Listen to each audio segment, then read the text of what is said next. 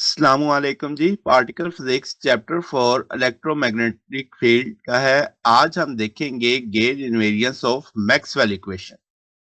तो last time हमने देखा गेज इनवेरियंस से क्या मुराद ली जाती है, तो आज हम उसे अप्लाई करेंगे इलेक्ट्रोमैग्नेटिक फील्ड के ऊपर। मैक्सवेल इक्वेशंस आमतौर पे एक्सप्रेस की जाती है इलेक्ट्रिक फील्ड और मैग्नेटिक फील्ड की टर्म में, जो कि फिजिकल वेरिएबल्स हैं। अब ये फील्ड्स ड्राइव होती हैं स्केलर पोटेंशियल और वेक्टर पोटेंशियल की मदद से। ठीक है, जैसे हम लिख सकते हैं इलेक्ट्रिक फील्ड के लिए minus del phi minus del A by del T. अब इसी तरीके से बी लिखा जा सकता है डेल क्रॉस ए। ए यहाँ पे क्या है, वेक्टर पोटेंशियल है। अब ये जो डेफिनेशन है ये ऑटोमेटिकली सेटिस्फाई करती है टू मैक्सवेल इक्वेशन को, जिसमें गाउस लॉ ऑफ मैग्नेटिज्म है और फैराडे लॉ ऑफ इंडक्शन है। ठीक होगी बात। अब आपके पास ये पोटेंशियल जो है ये यूनिक नहीं है, यानी कि आप ये पोटेंशियल किसी गिवन जो इलेक्ट्रिक और मैग्नेटिक फील्ड के लिए यानी स्पेसिफिक नहीं है। आप कोई भी इसमें पोटेंशियल यानी स्केलर पोटेंशियल वेक्टर पोटेंशियल डाल के ये वैल्यू निकाल सकते हो। जैसे मैंने लिखा many different potential describe the same physical electric magnetic field. तो जो मैथमेटिकल रिडंडेंसी है ये बर्थ प्लेस है किस चीज की, गेज इनवेरियंस की। यानी टूल आप कोई सा भी इस्तेमाल कर लो, आंसर आपका सेम आने वाला है। तो इसका अंदर आप चेंज कर सकते हैं ए और फाई को in specific way without changing the result E and B that. इस चीज को हम क्या बोलेंगे, गेज इनवेरियंस। तो ये ओवरऑल एक तरह से खुलासा है हमारे टॉपिक का कि हम जो वेक्टर पोटेंशियल स्केलर पोटेंशियल को चेंज करें और हमारे रिजल्ट्स चेंज ना हो इलेक्ट्रिक फील्ड और मैग्नेटिक फील्ड के, तो ये गेज ट्रांसफॉर्मेशन कहलाएगा।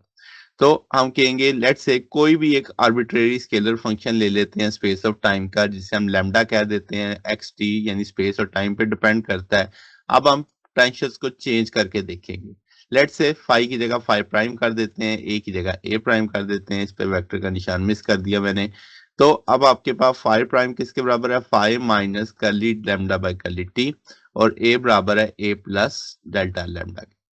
अब ये दोनों वैल्यूज हम उन असल इक्वेशंस में इलेक्ट्रिक फील्ड और मैग्नेटिक फील्ड की इसमें प्लेस कर देंगे।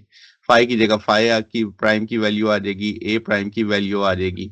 तो जनाब वाला अब इसमें अप्लाई कर देंगे इसी तरीके से। अब ये दोनों आपके पास जीरो फैक्टर हो जाएंगे क्योंकि इनकी चेंज नहीं आएगी, क्योंकि ये तो एक स्केलर फंक्शन है। तो उसकी डेल कर्ल तो बनेगी नहीं और चेंज भी नहीं आएगी टाइम के लिहाज से। तो हम कहेंगे रिमेनिंग फैक्टर ई के बराबर ही आ गया।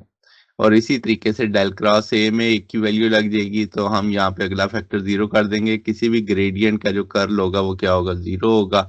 तो यहाँ पे बी प्राइम भी बी के बराबर आ जाएगा। यानी कि आपने स्केलर फंक्शन में क्या किया, चेंज किया, मगर हमारे रिजल्ट्स पे कोई फर्क नहीं पड़ा। तो फिजिकल ऑब्जर्वेबल जो ई और बी थे वो क्या रहे, अनचेंज रहे। तो मैक्सवेल इक्वेशंस जो हैं वो गेज इनवेरिएंट हैं।